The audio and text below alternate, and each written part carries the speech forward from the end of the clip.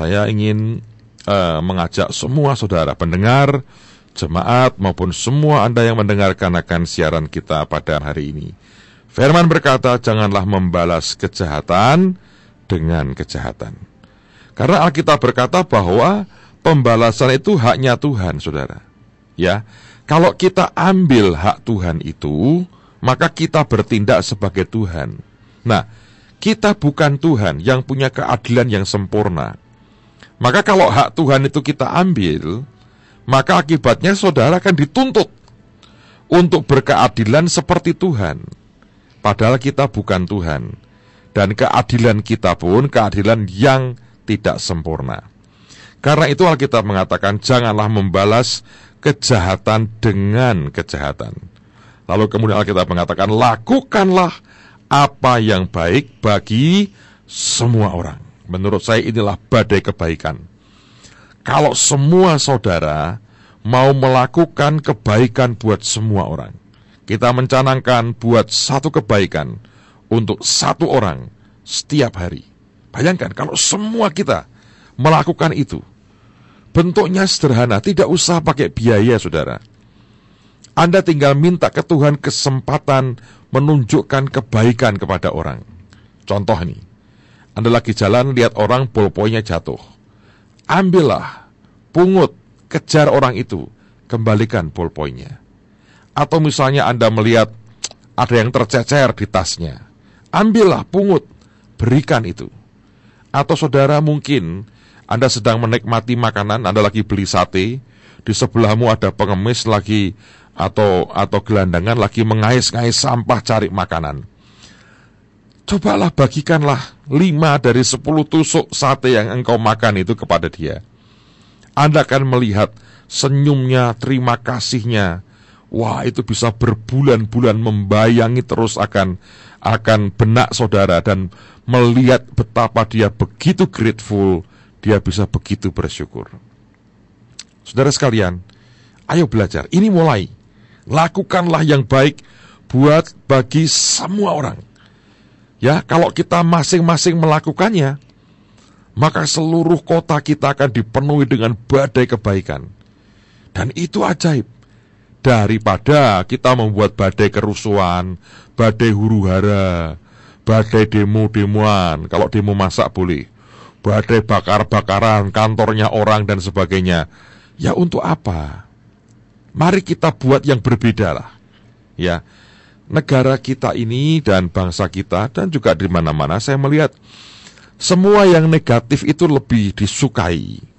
Orang lebih antusias mengerjakannya. Yang jahat, yang agak membuat celaka orang, yang merugikan orang itu orang bisa begitu antusias. Kejahatan dan kebencian itu punya tenaga ekstra loh saudara. Untuk membuat kita ini bisa begitu mengerikan, mencoba untuk mengejar, memburu orang dan mencelakai orang. Tapi kasih juga luar biasa. Cinta itu kekuatannya lebih kuat dari maut, kata Alkitab. Ya, Alkitab mengatakan janganlah membalas kejahatan dengan kejahatan. Kalau Anda dijahatin orang, biarlah kita menetapkan tidak akan membalas kejahatannya dengan kejahatan. Lakukanlah apa yang baik bagi semua orang. Inilah badai kebaikan. Sedapat-dapatnya, kalau hal itu bergantung kepadamu, hiduplah dalam perdamaian dengan semua orang. Mulailah dengan belajar tidak ngerasani orang, saudara. Ya, belajar tidak ngomongin orang. Belajar tidak, kalau Anda punya nasihat buat orang itu, sampaikanlah langsung. Ya kan? Belajar tidak ngomongin, belajar tidak ngerumpi di belakang sendiri. Belajar itu, ya. Nanti Anda akan hidup dalam perdamaian dengan semua orang. Lalu kemudian Alkitab mengatakan, saudara-saudaraku yang kekasih, janganlah kamu sendiri menuntut pembalasan, tetapi berilah tempat kepada murka Allah. Sebab ada tertulis, pembalasan itu adalah hakku. Akulah yang akan menuntut pembalasan, firman Tuhan. Tetapi jika seterumu lapar, berilah dia makan. Jika ia haus, berilah dia minum. Dengan berbuat demikian, kamu menumpukkan bara api di atas kepalanya. Ayat 21, Alkitab mengatakan, janganlah kamu kalah terhadap kejahatan, tetapi kalahkanlah kejahatan dengan kebaikan. Mari mulai ciptakan badai kebaikan dalam hidup kita masing-masing. Ada gambar seorang anak sedang mencium tangan dari kakeknya atau neneknya. Dan kemudian ada tulisan, bangsa yang besar adalah bangsa yang menghormati orang tua dan pemimpin. Saudara sekalian, kalau saya perhatikan di mana-mana ya, sedang terjadi usaha tanpa sadar nih ya, yang membuat bangsa itu menjadi fatherless nation, bangsa yang tidak berbapak.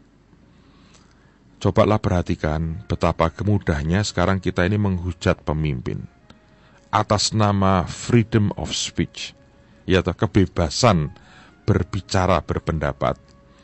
Maka kita ini menghujat dengan begitu gampang para pemimpin. Kita maki-maki. Dan orang berkata, ya itu salahnya, itu pemimpin begitu.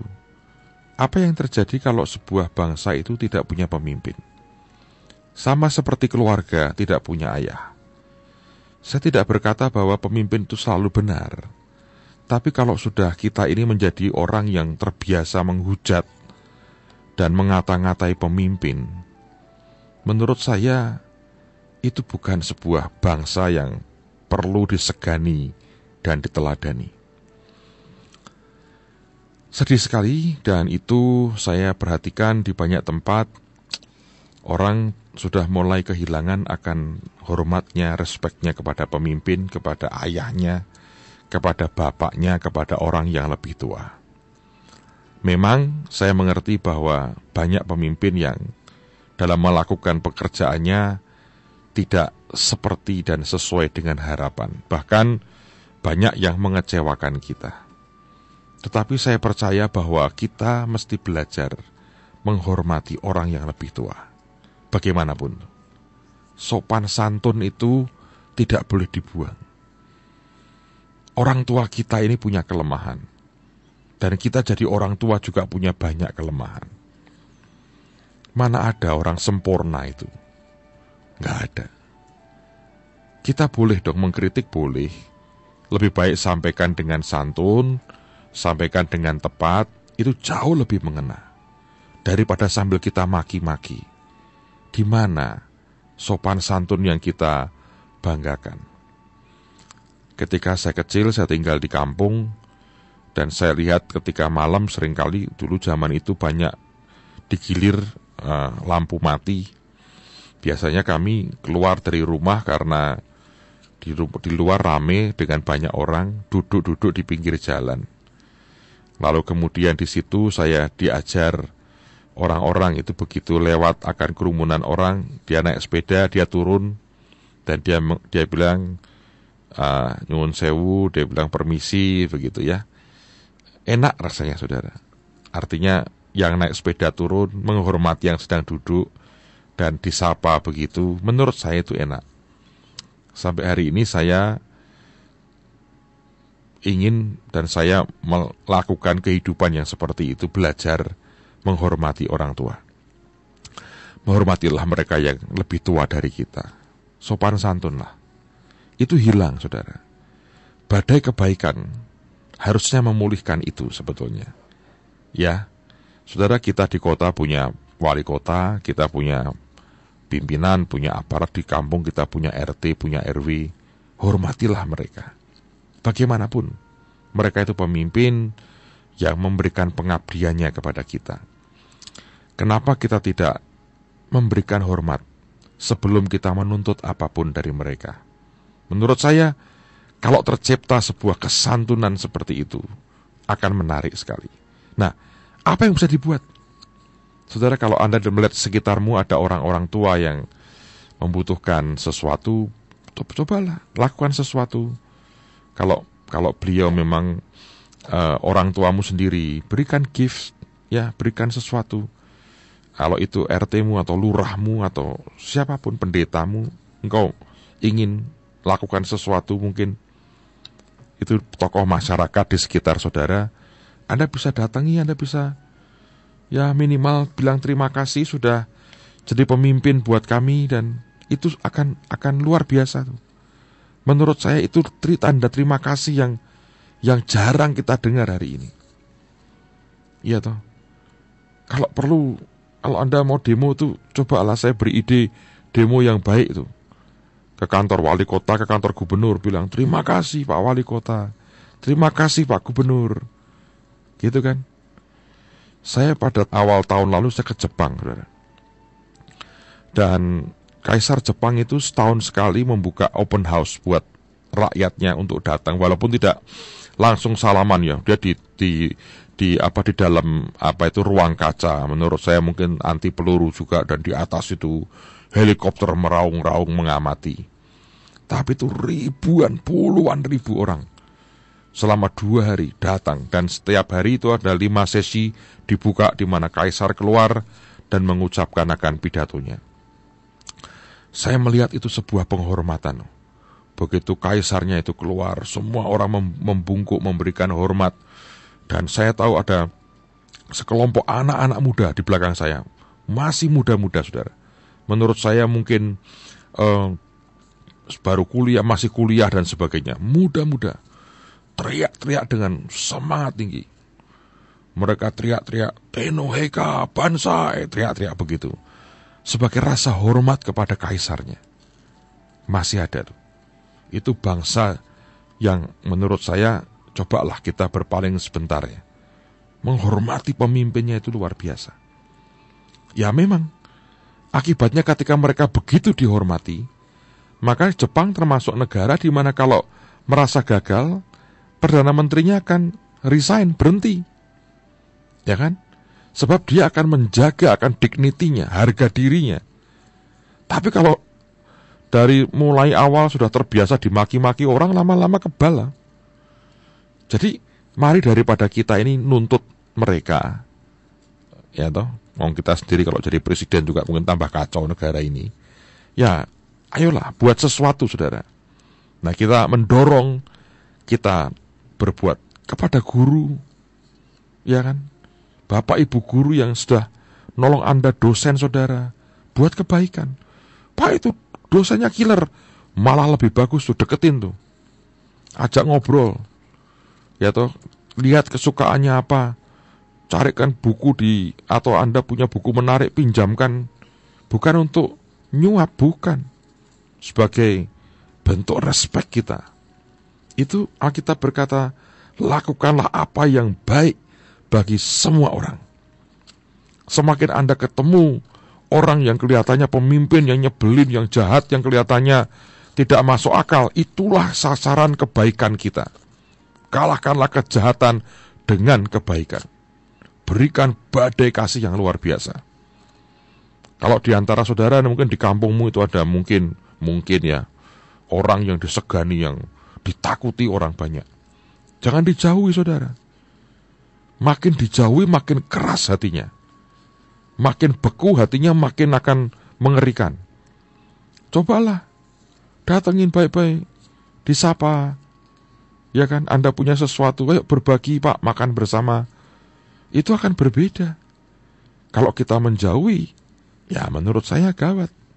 Akan mengeras hatinya. Dia sadar dia ditolak oleh masyarakatnya, maka hatinya akan makin pahit. Anda bisa mengubah keadaan. Siapapun, pemimpin, orang tua, di sekitar kita, kita bisa buat sesuatu yang luar biasa. Jadi saya mendorong saudara, sebetulnya, ayo lakukanlah satu kebaikan setiap hari untuk satu orang. Jangan ikut-ikutan, yang mengkritik sudah banyak, saudara. Dan manusia itu punya daya tahan. Semakin kita membabi buta mengkritiknya ya, menurut saya hasilnya tidak akan maksimal. Itu akan melumpuhkan pekerjaan para pemimpin sendiri, karena manusia punya daya tahan. Saya mendorong saudara, lakukan yang baik. Kalau ada orang ngajak Anda mulai ngomongin pemimpin, ngomongin orang lain, hentikan, berkata, ini ada badai kebaikan. Cobalah ngomong yang baik.